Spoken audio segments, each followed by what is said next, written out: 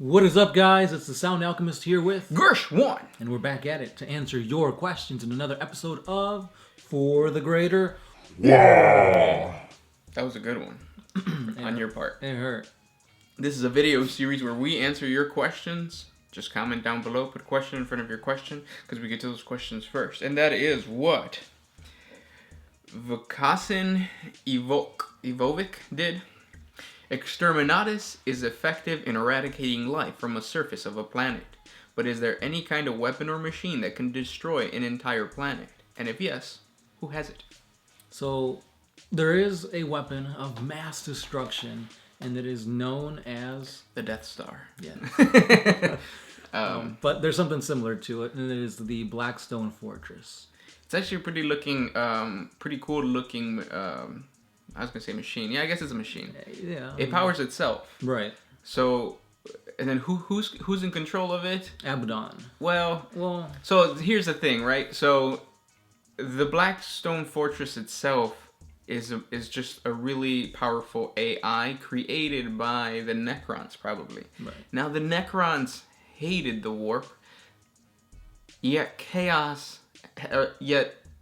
Abaddon has used it in multiple Black Crusades against the Imperium, meaning that somehow the warp powers have taken control of this Necron tech, and I don't understand that.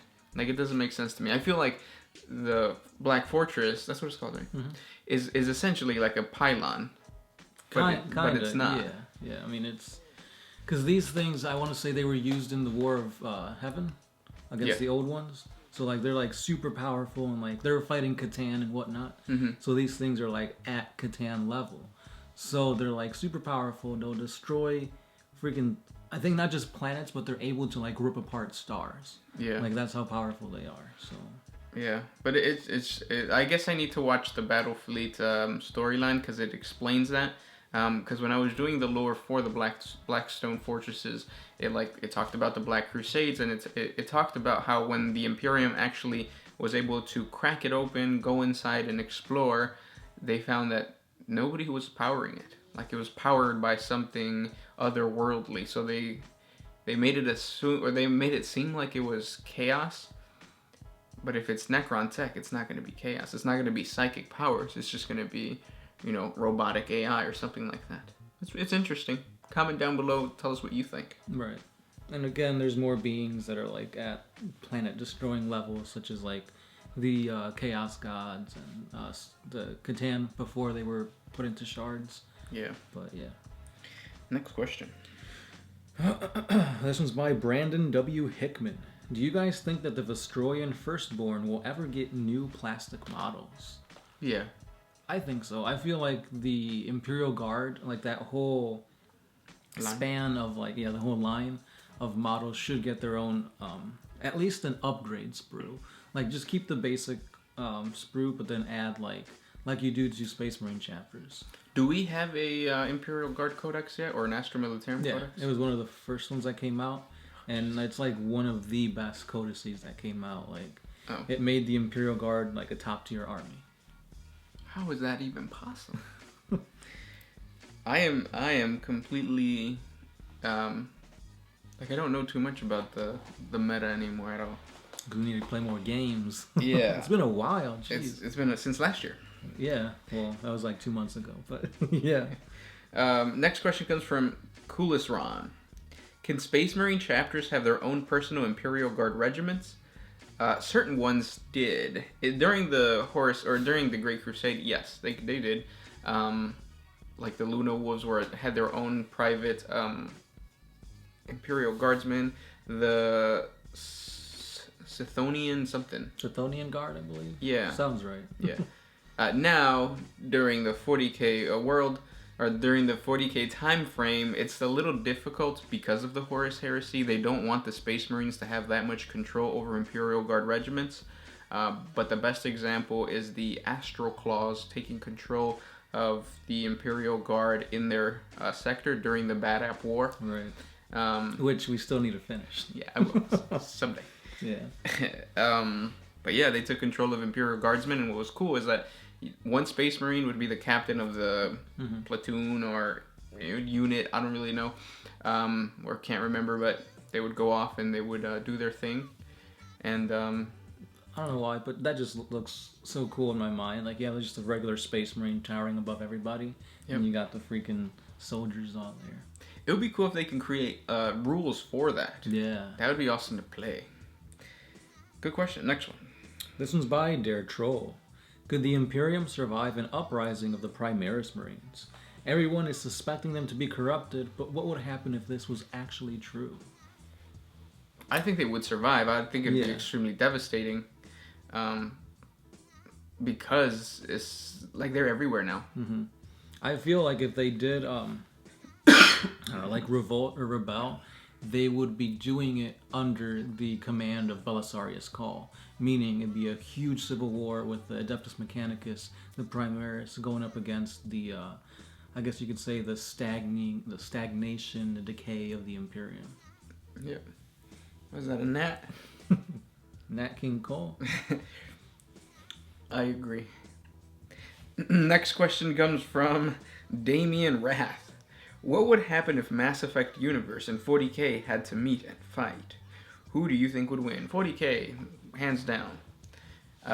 You played Mass Effect, right? Yeah, and the actual military of Mass Effect, they don't even seem like they're good for a sci-fi type like Star Trek universe.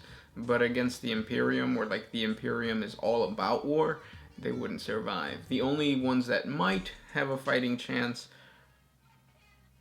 well, they wouldn't be able to destroy the Imperium, but they'll be able to like at least, create a little section of space for themselves. Is the Krogan and of course the, what are they called? The Enslavers?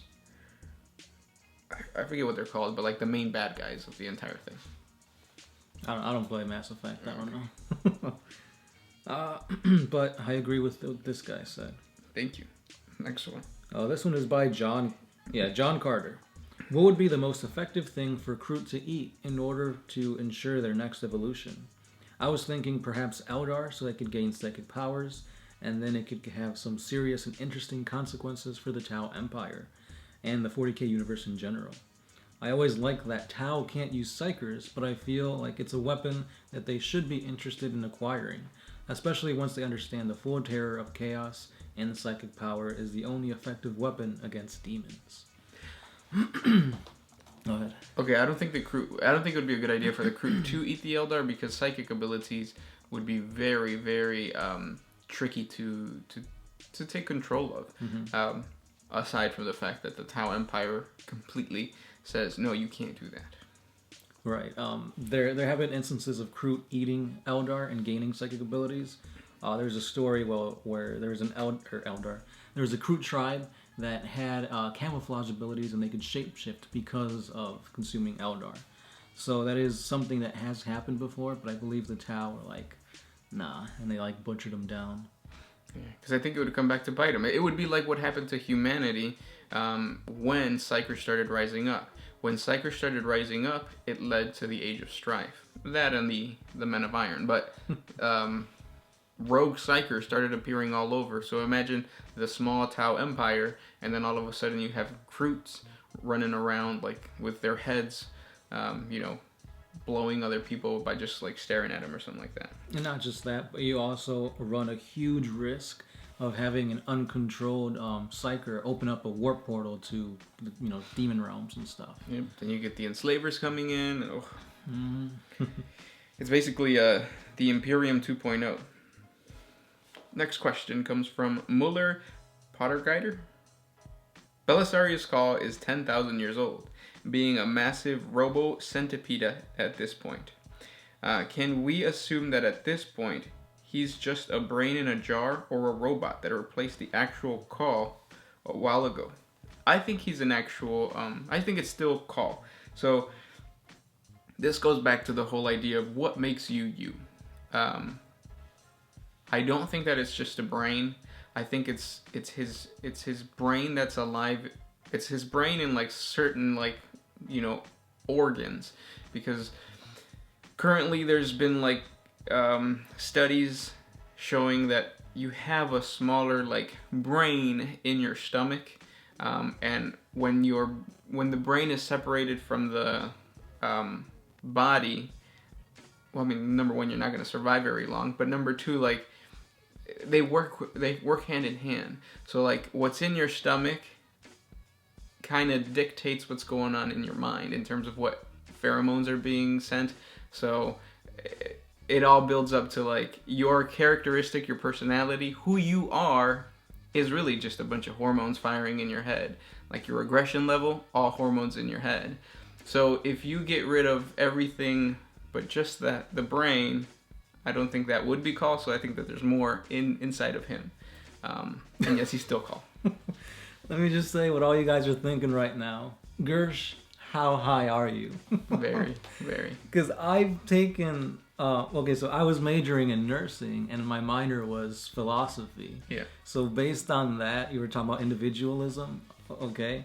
But then the whole thing about the second brain and like pheromones and... you lost me at hello. This is Gershwin. No, but yeah, I definitely think that you have to think that he's still there, though. No, yeah. So my theory with this is that Belisarius Cawl is alive. He's super old, and he's not augmented like a space marine. Because, you know, Martians, Mars, they're like their own kind of separate thing. Yeah, so they get brainwashed. Yeah, so he's like on life support in Mars, being fed by the Void Dragon or the Omnissiah, whatever you want to call it. And all these, like the body, like whatever you see Cawl out on the field, that is just a like a pseudo body or like an android, where where he's like projecting his personality into it, but it's not actually him. He's just controlling it. So he might have like 100, you know, bodies, but his real self is on Mars. I didn't know that. That's pretty cool. No, I'm just saying that's a theory.